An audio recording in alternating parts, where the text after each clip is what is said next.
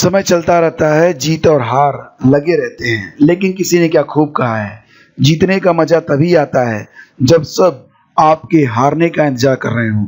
नमस्कार, good morning, बहुत बहुत स्वागत है आप सभी का स्टडी विद ज्ञान प्रकाश में। दोस्तों, आज है 4 अगस्त। शुरू करते हैं आज की मॉर्निंग न्यूज। और सबसे पहले हम बात करेंगे कि अगर आप इंस्टाग्राम यूज करते हैं तो आप हमें इस आईडी पर फॉलो कर सकते हैं। सर्च करिए स्टडी विद ज्ञान, लिंक दे दिया गया है वीडियो के डिस्क्रिप्शन में।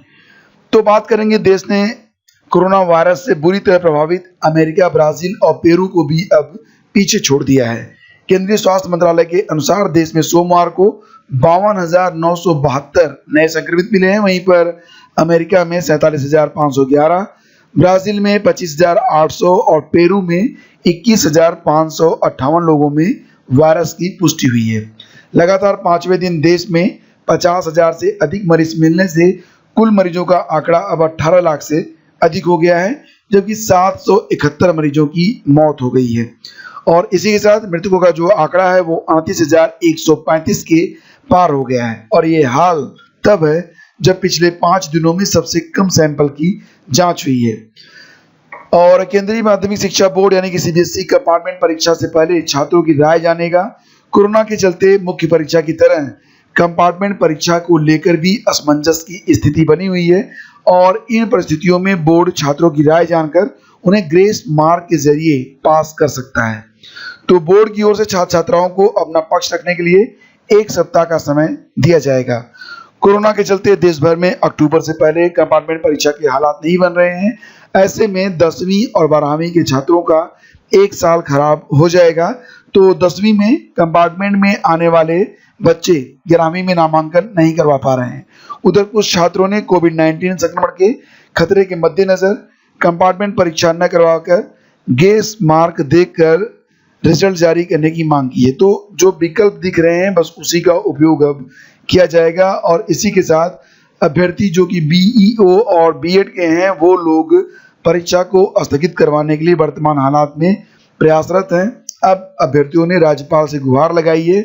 उन्होंने राज्यपाल को ज्ञापन प्रेषित किया है और ये कहा है कि हालात बहुत बुरे हैं। हालांकि सरकार तो खुद ही जान रही है कि हालात कितने बुरे हैं, लेकिन ये वाकई बहुत दुखद है कि पेंडेमिक जबकि बहुत तेजी से बढ़ रहा है, ऐसे में अभ्यर्थियों को स्वयं परीक्षा को टालने के लिए संघर्ष करना पड़ रहा है।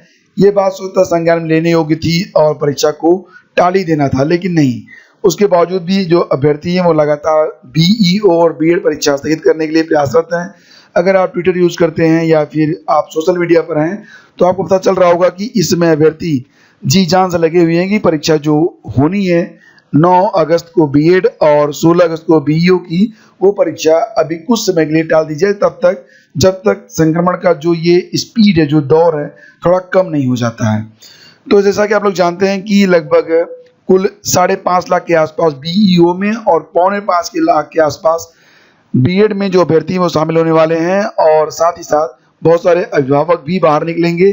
तो छात्र और अभिभावक संक्रमण की आशंका से सहमे भी हैं।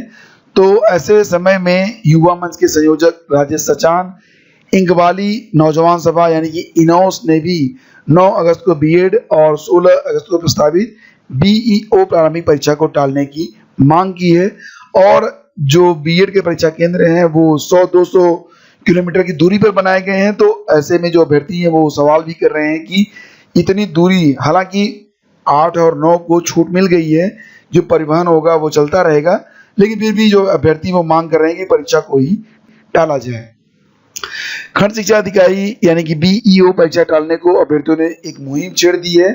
और इसमें यह कहा गया है कि अभ्यर्थियों ने मुख्यमंत्री उत्तर प्रदेश लोक सेवा आयोग के अध्यक्ष को ईमेल के जरिए पत्र भेजकर पीसीएस 2019 की मुख्य परीक्षा की तरह खंड शिक्षा अधिकारी 2019 की प्रारंभिक परीक्षा को की जो तारीख है उसको आगे बढ़ाने की मांग की है।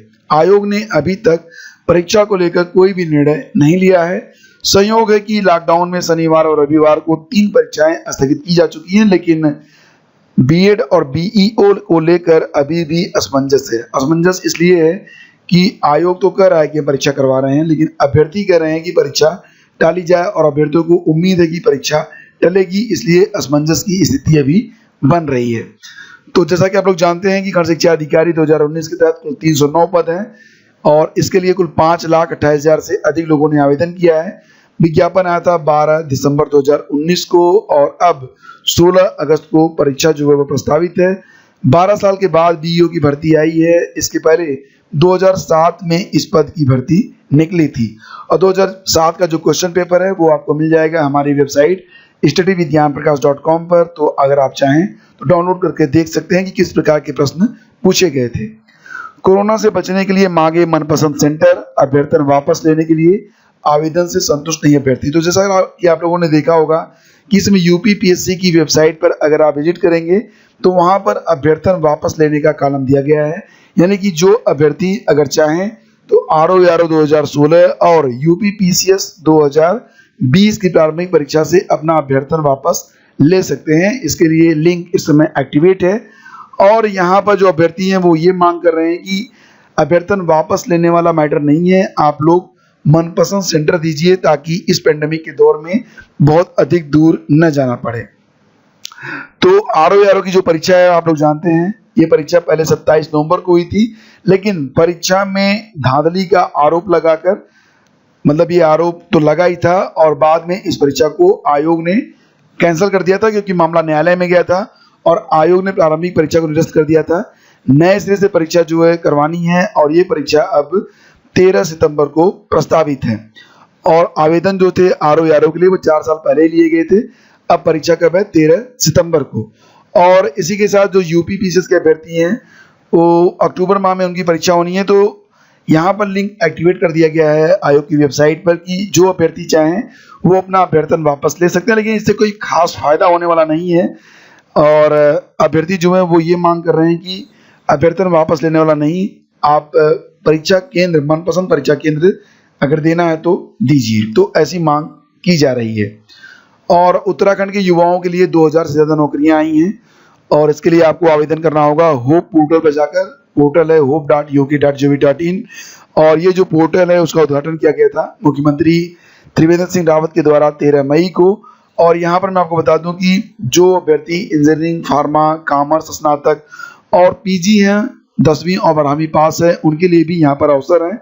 ऊधम सिंह नगर से भी इंडस्ट्री की ओर से कुल 656 पदों के लिए आवेदन होप पोर्टल के जरिए मांगे गए हैं। आपको अपना रजिस्ट्रेशन करना है, उसके बाद संबंधित जिले को आपको चुन लेना है और फिर आपको जो है वहां पर आवेदन करना है, तो आप आवेदन कर सकते हैं।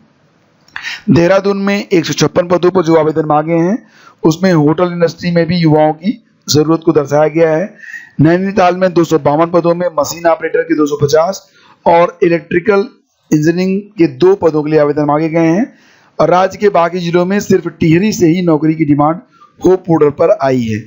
तो फिलहाल जो उत्तराखंड के अभ्यर्थी हैं वो चाहे तो इस वेबसाइट पर विजिट कर सकते हैं। तो ये थी अब तक की पूरी अपडेट फ्रेंड्स और thank you so much for watching. Video पसंद आया तो इसे लाइक और शेयर कर दीजिएगा। बहुत बहुत धन्यवाद। इंस्टाग्राम पर अगर आप सक्रिय रहते हैं तो आप हमें स्टडी विज्ञान लिखकर सर्च करके हमसे कनेक्ट हो सकते हैं। ट्विटर और फेसबुक पर भी मैं हाईली एक्टिवेटेड रहता हूँ, तो यहाँ पर भी आप हमसे कनेक्ट हो सकते हैं। और इसके अलावा अगर आप चाहें तो हमें टेलीग्राम पर भी फॉलो कर सकते हैं। टेलीग्राम पर आपको सारे लेक्चर की PDF दे दी जाती है और आपके लिए स्पेशल क्विज भी ऑर्गेनाइज की जाती है। चैनल को अगर आपने अभी तक सब्सक्राइब नहीं किया तो कर लीजिएगा, बेल आइकन को प्रेस कर दीजिएगा। Thank you so much. Have a great day. जय हिंद।